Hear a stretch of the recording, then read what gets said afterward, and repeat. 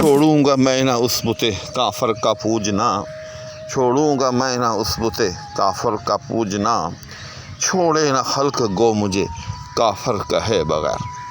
السلام علیکم ناظرین، گھر جب بنا لیا تیرے در پر کہے بغیر، جانے گا تو نہ اب بھی میرا گھر کہے بغیر۔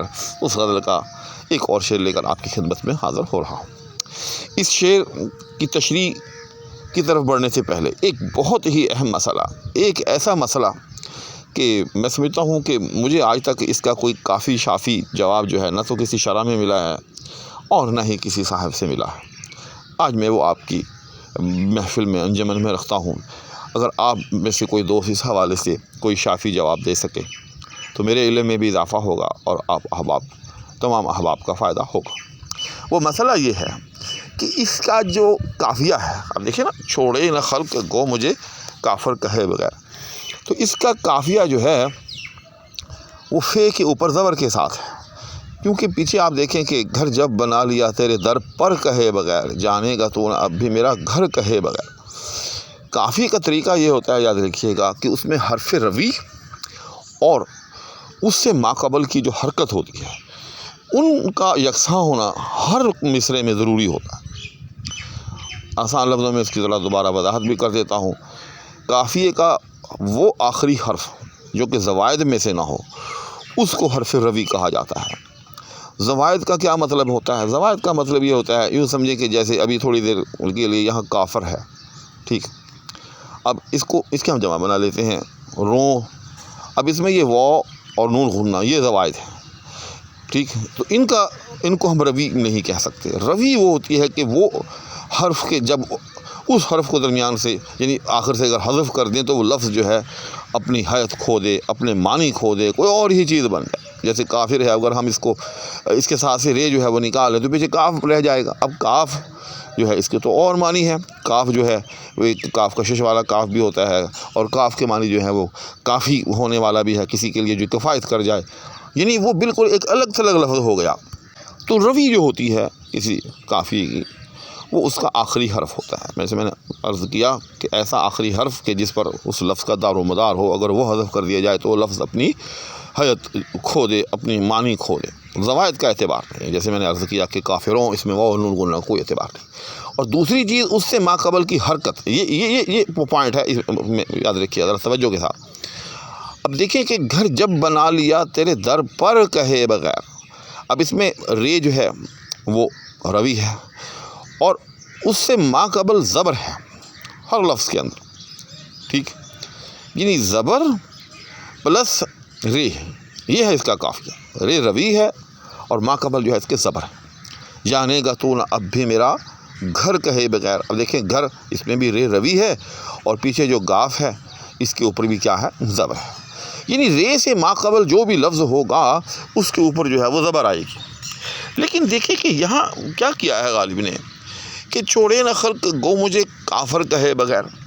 اب یہاں بھی فے کے اوپر جو ہے وہ زبر ہونی چاہیے، لیکن یہ لفظ جو ہے اپنے روٹ کے اعتبار سے، اپنی اصل کے اعتبار سے، یہ اس میں فاعل ہے، اور فاعل جیسا کہ آپ اسی کو دیکھ لیں، فاعل لام سے پہلے فے کے نیچے کیا ہوتی ہے؟ زیر ہوتی ہے۔ تو عربی کے اندر یہ عربی لفظ ہے، عربی میں جتنے بھی اس میں فاعل بنائے جاتے ہیں اس طرح سے، فاعل ان کے وزن پر، تو ان میں کیا ہوتا ہے، ان میں جو آخری حرف ہوتا ہے اس کے سے پہلے جو حرف ہوتا ہے اس کے نیچے زیر ہوتی ہے۔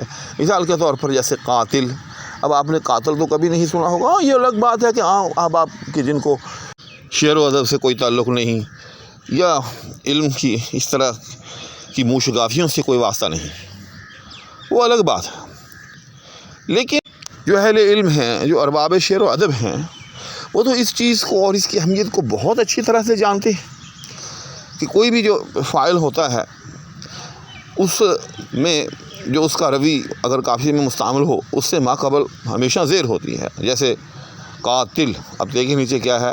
زیر ہے۔ اسی طرح فاعل، ان کے نیچے کیا ہے؟ زیر ہے، ٹھیک ہے۔ شارب، تو بے اس میں حرف روی ہوگا اگر کہیں بطور قافیہ اس کو مستعمل کیا جائے، اور رے کے نیچے کیا ہے؟ زیر ہے۔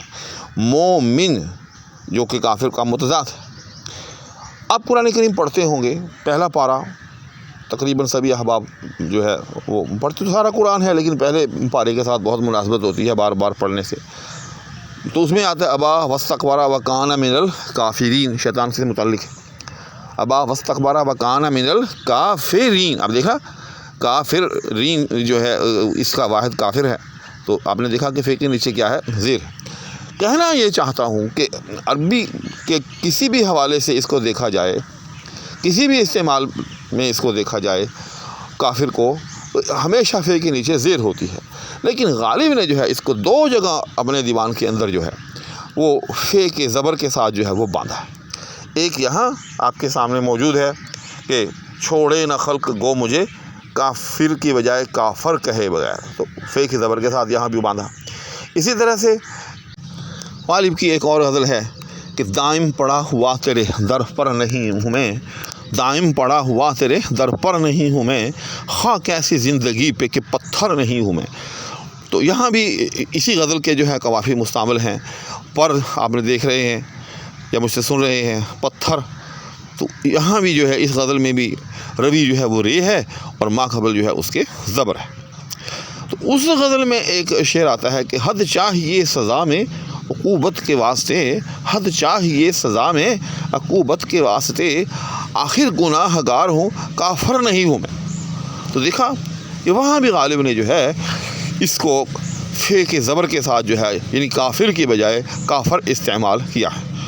اب ایسا نہیں ہو سکتا کہ غالب جیسا ایک صاحب علم و دانش آدمی جو ہے اس کو یہ بات معلوم نہ ہو، کیونکہ غالب تو فارسی کے ساتھ ساتھ عربی کا بھی اچھا خاصا ماہر انسان تھا.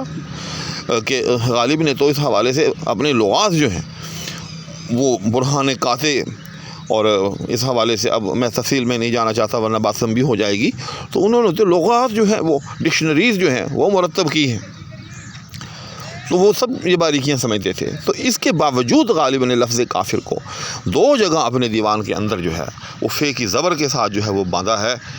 اور ایسا کیوں کیا ہے اس سے میں جو ہے لا علم ہوں، نا بلد ہوں، اور مجھے آج تک کسی شرح میں اس کا جواب بھی نہیں ملا.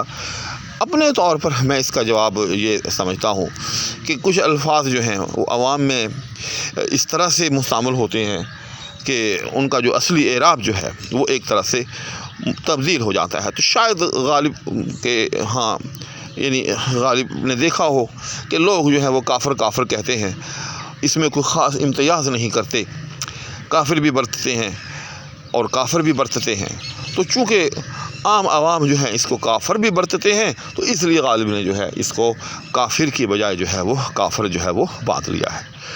اچھا، ایک لطیفے کے طور پر عرض کرتا چلوں، میں نے ایک مرتبہ چند اہل علم کی جو ہے محفل اور مجلس دیکھی، تو ان میں ایک صاحب جو کہ پی ایچ ڈی تھے اردو کے اندر، وہ اس کا اعراب غالب کے دیوان سے متعین کر رہے تھے. وہ کہہ رہے تھے کہ لوگ جو کافر کہتے ہیں وہ غلط ہیں، چونکہ غالب نے اس کو کافر باندھا ہے، فے کی زبر کے ساتھ باندھا ہے، لہذا یہ اصل لفظ جو ہے وہ کافر ہی ہے.